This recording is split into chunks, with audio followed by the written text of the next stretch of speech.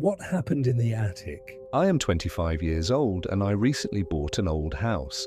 It was a great deal, but people warned me. It has a haunting history. I didn't believe them. One day, I decided to explore the attic.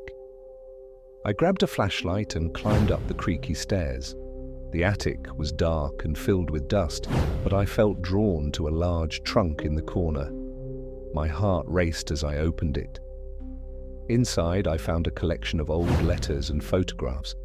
They were from a family that used to live there. One letter stood out. It warned, "Never disturb what lies beneath the floorboards." I laughed it off, thinking it was just a silly story. I didn't know what could possibly scare me about an old letter. That night, I couldn't sleep. I was restless.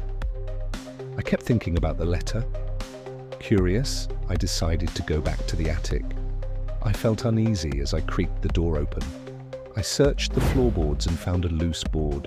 I pulled it up, and below it was a small wooden box. My hands trembled as I opened it. Inside was a delicate locket. When I held it, a chill ran down my spine. Suddenly I heard whispers. They echoed all around me, growing louder and more frantic. There were voices of a family crying out for help. I dropped the locket and turned to run, but the door slammed shut. I was trapped. I felt cold fingers touch my shoulder. I turned around, terrified. To my horror, I saw a woman dressed in white, her eyes deep and sad.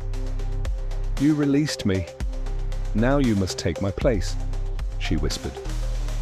Then everything went black. I woke up the next morning in the attic, the locket back in my hands. I looked around, but there was no one there. I ran downstairs, but I could not leave. Every door was locked.